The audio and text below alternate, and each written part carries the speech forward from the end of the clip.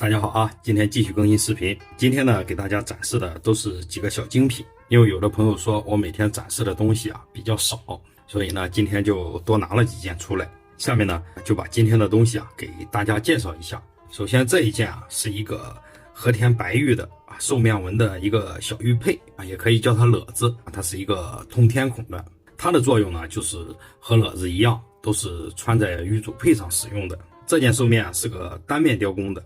用的是浅浮雕的雕刻工艺，它的五官包括上面的朵云纹啊，都是浮雕的。这种雕刻工艺呢比较复杂，它要把旁边的玉料一点点的都要打磨掉，这是相当费功夫的。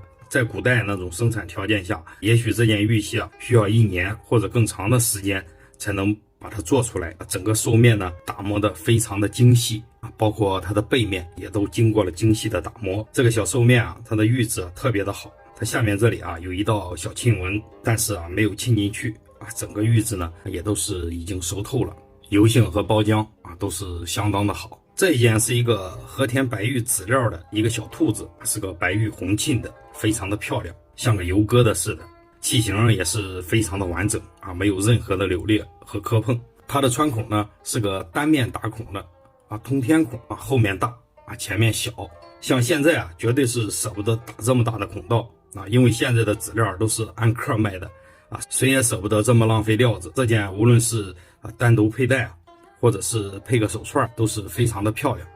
这件呢也是一个勒子啊，是个单面工的高浮雕的一个赤龙。这件器型呢，它是非常的完整啊，不缺肉。虽然它这个位置啊有道沁纹啊，但是对于老玉来讲啊，这都属于正常情况。它的背面呢也有一些铁沁，非常的漂亮啊。这件呢是个老传世的啊，已经盘熟了，直接佩戴就可以了。这件是一个和田青玉的勒子，看上去啊像碧玉，但是它这个不是碧玉，是青玉的啊。这种玉呢就是周青，现在已经没有了。上面雕刻的呢也是勾连云纹，它这个位置啊有一些铁沁，整件勒子啊油性啊包浆都很好，器型也完整。这件呢如果说是盘完以后啊会更加的漂亮。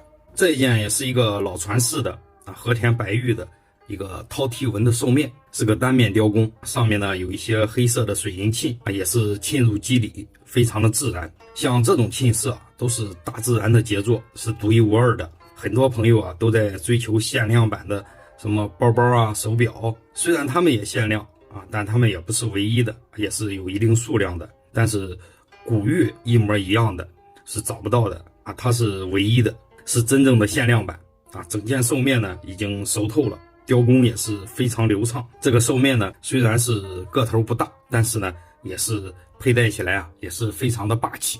这一件是一个商晚期的玉龙陈字木蘑菇角，身上的纹饰也是2阴加1阳，这种雕刻工艺，这都是商晚期玉器的典型特征。它的玉质微微有些发黄，已经熟透了，就像煮熟的萝卜一样。这件如果好好盘一盘，盘出来之后它的玉质就会像果冻一样。它的表面呢有一层土沁的皮壳，包括它的头部也有一道柳，但是呢没有沁色，这就是干坑玉器的好处，比较好盘。像这件玉龙清洗一下，直接随身佩戴就可以了。这一件是一个和田白玉的蟹肢，俗称独角兽，是中国古代神话中的神兽。在原来的视频中也给大家介绍过。蟹肢它是拥有很高的智慧，能听懂人的语言，能辨别是非曲直，也能识善恶中间。传说中它一发现奸邪的人就用它的独角把它顶倒，然后吃到肚子里。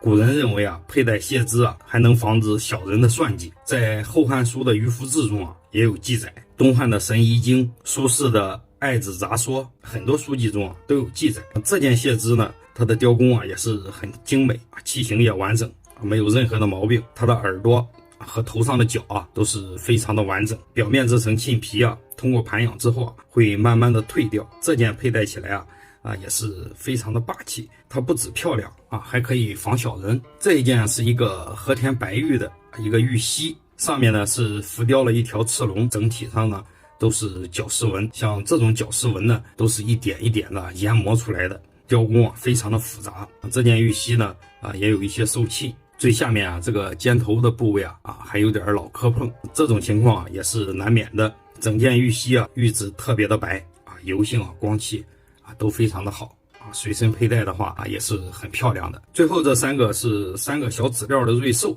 这个呢是一个小羊，这一件是一个小玉熊，这个是个小猪。虽然这3件呢它的外面土沁的皮壳有点厚，但是它们玉质都非常的好没有任何的毛病这3个小瑞兽呢都是通天孔的，像这种呢就可以当个顶珠，或者是当个手机坠、扇子坠都不错。越是这种小的物件，它的玉质越好，因为像这种小物件大多都是一些玉工舍不得扔的一些边角料做的如果玉质不好在那种加工条件极其简陋的原始状态下，它也不会费时费力的去雕刻这种小件。这些就是今天给大家介绍了这几件东西，明天呢再准备拿几件处饰的玉器给大家介绍一下。另外一点就是现在的视频是每天上午的8点更新，从明天开始改成上午9点更新。有喜欢我视频的朋友麻烦大家点个赞，点个关注，谢谢大家。